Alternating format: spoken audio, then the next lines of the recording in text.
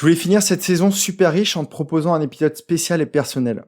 Il y a quelques années, j'adressais un message très particulier à mes amis, alors que j'avais enfin trouvé la sortie de ce tunnel si sombre que je traversais depuis tant d'années. Tu vas y trouver 8 conseils pour t'aider à te réveiller avec le sourire et profiter d'une vie riche, épanouie, pleine de sens. Salut à toi, tu es sur Dépasse-toi et je suis Sylvain Viens.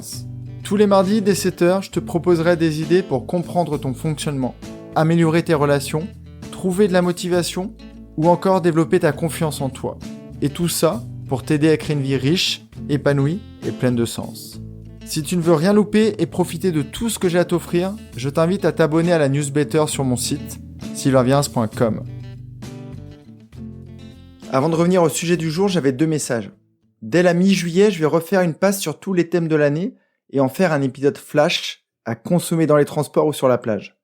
Et je vais continuer d'envoyer quelques mails privés, donc si tu veux faire le plein d'idées pour que la rentrée prochaine soit la meilleure de ta vie, inscris-toi vite à mon courrier. Le lien est dans les notes de l'épisode.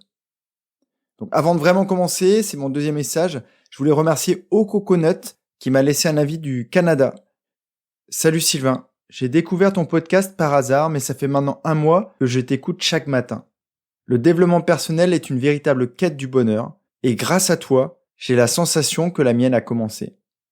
Donc merci beaucoup Coconut pour ton commentaire très sympathique, et j'en profite pour passer le bonjour à tous les Québécois qui m'écoutent, de plus en plus nombreux, de chez toi. Alors le sujet du jour, pour que tu comprennes le contexte, on est il y a environ 3 ans, et j'ai décidé de retirer le masque de l'homme heureux, celui que je portais depuis très longtemps.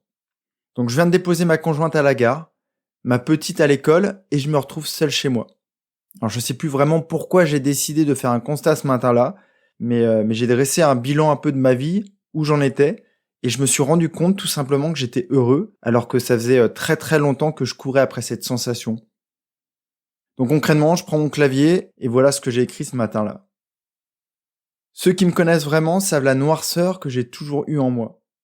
Après 18 mois dans ma grotte, j'ai enfin de l'énergie, et j'en ai tellement que j'ai envie de transmettre tout ce que j'ai compris et ce qui a fonctionné pour moi.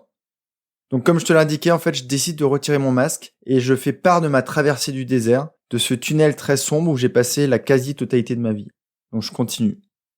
Voici donc les pratiques que j'ai intégrées dans ma vie et qui ce matin font que j'ai du mal à me reconnaître. Donc le premier conseil que j'ai donné à mes amis ce jour-là, plus d'actualité. Est-ce intéressant de savoir qu'un tsunami a tué 50 000 personnes à l'autre bout du monde? Surtout si on ne peut rien y faire. Sauf preuve du contraire, ressentir de la tristesse n'a encore sauvé personne. Donc ça, c'est le premier conseil que je t'ai déjà donné à travers les épisodes du podcast, c'est de surveiller comment tu alimentes ton cerveau. Si je te proposais de faire un exercice là tout de suite, de faire pause et de te mettre devant une chaîne d'infos pendant 10 minutes, il n'est pas impossible qu'il y ait des phrases très négatives qui te traversent l'esprit après avoir vu ces infos. Le monde est fou. Pourquoi tant de violence? On s'en sortira pas. Et concrètement, ces phrases, elles ne te portent pas du tout. Et bien au contraire, elles détruisent ta créativité.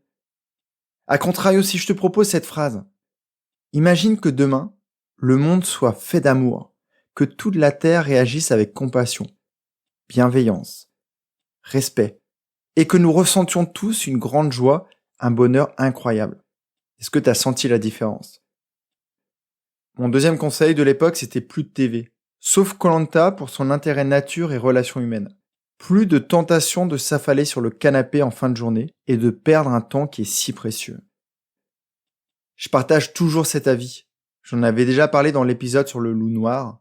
Le 2e conseil, c'est que la vie elle est trop courte pour la passer à des divertissements sans intérêt. Imagine que là, tout de suite, tu décides de passer 25 minutes tous les jours à méditer ou à écrire, au lieu de regarder ou faire un truc bidon. À la fin de l'année, tu auras pris soin de toi pendant 1 semaine entière. Donc questionne-toi sur tes activités du jour. Qu'est-ce que tu as fait? Qu'est-ce qui te fait réellement du bien? Et qu'est-ce que tu aimerais faire que tu ne t'autorises pas à faire? Plus tu vas faire des choses qui te font du bien, plus ça va t'apporter de la sérénité et de la créativité pour la suite. Je reprends mon message et je continue donc avec cette 3e pratique, de la méditation contemplative en pleine nature. Je me suis trouvé une petite souche à côté de chez moi et je respire. Je regarde les papillons, je m'extasie devant la nature, devant les arbres. Tu offres du sport à ton corps pour son entretien, j'espère que tu le fais, offre de la méditation à ton cerveau. Il te remerciera en te permettant de profiter avec plus de conscience et d'attention de la vie. Moins ton cerveau est obstrué par de l'anxiété, par des peurs, par des ruminations, par des projections, plus il est serein et créatif, plus il te proposera des idées pour t'épanouir et te sentir encore mieux. Je reprends le message. Des douches froides, ça rebooste et ça file un max d'énergie mentale et physique. J'en ai parlé déjà plusieurs fois, ça peut être des baignades dans l'Atlantique, ça peut être des douches froides, l'été ou l'hiver. Ça peut paraître un peu magique, mais de temps en temps, si tu oses tourner le robinet vers la droite, tu vas voir que ça va te faire un bien fou. Au niveau physiologique, ton corps va ressentir un shoot d'hormones. Et tu vas aussi en profiter au niveau mental. En sortant de ta douche, quand tu saisiras ta serviette, promis, tu seras hyper fier de toi et tu ressentiras une grande confiance qui va t'accompagner toute la journée. J'enchaîne avec une autre pratique. Des méthodes pour gérer les pensées et surtout les réactions qui en découlent et qui gâchent la vie. On ne choisit pas forcément ses pensées, en tout cas dans un premier temps. Mais je peux vous assurer que l'on a le choix de nos réactions. Ça fait référence à l'épisode Spire, c'est un de mes premiers épisodes, et si tu ne l'as pas écouté, je te conseille vraiment de le faire. Juste pour préciser un peu les choses, tu n'es pas tes pensées. Faut vraiment que tu comprennes que ce sont des constructions mentales, ces pensées. Ce n'est pas toi, tu es capable de beaucoup plus. Tu as beaucoup plus de qualités que cette petite voix te suggère. Quand tu auras pris conscience de tes pensées, de ton dialogue interne, tu auras alors la main sur tes émotions et donc sur tes actions. Car c'est toi qui décides de tout. C'est toi qui décides de t'énerver ou de réagir avec bienveillance et calme. C'est toi qui décides de répondre avec colère ou avec amour. Puis je continue, je parle de mon changement de carrière qui aujourd'hui est complètement effectif. Donc je parlais de un projet professionnel dont les plus curieux ont déjà entendu parler et qui, je le sais déjà, va tout changer.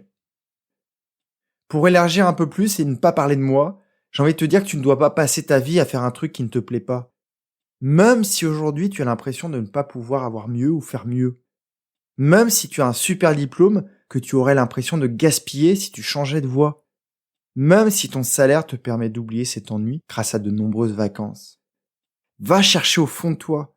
Va explorer tes tripes et vois ce qui te fait vibrer. Mets en pratique. Ça veut pas forcément dire tout quitter. Quelquefois, tu auras juste des ajustements à mettre en place dans ton activité d'aujourd'hui. Et ça te permettra de nourrir un besoin fondamental. Je continue sur le message. Je rajoutais de l'écriture tous les jours. Principalement le soir, mais très souvent durant la journée, dès que j'en ressens le besoin, comme ce matin-là. Donc si jamais tu es sensible et mental comme je le suis, écris. Pose tes pensées, tes idées sur papier. Tu vas gagner en clarté, en créativité, et tu vas peut-être pouvoir utiliser ces idées pour te construire la suite. Comme pour chacun de mes conseils que je viens de te donner, que je viens de te redonner, tu peux te référer à des épisodes. Et sur l'écriture, si je ne me trompe pas, j'en ai écrit au moins 2. Je continue avec le message. La redécouverte de mes valeurs enfouies bien trop profondément et que dorénavant je ne mettrai plus jamais de côté. On reste un peu sur la même idée. Le 8e conseil, c'est va fouiller en toi, va nager en profondeur au plus profond de tes entrailles pour découvrir qui tu es. Qu'est-ce qui te donne envie? Vois qui tu veux vraiment être. Et je te conseille de fixer des objectifs et essaye de les garder toujours en face de toi pour que tu y penses tout le temps. Et enfin, je finissais par la phrase que tu connais déjà si tu as écouté tous mes épisodes.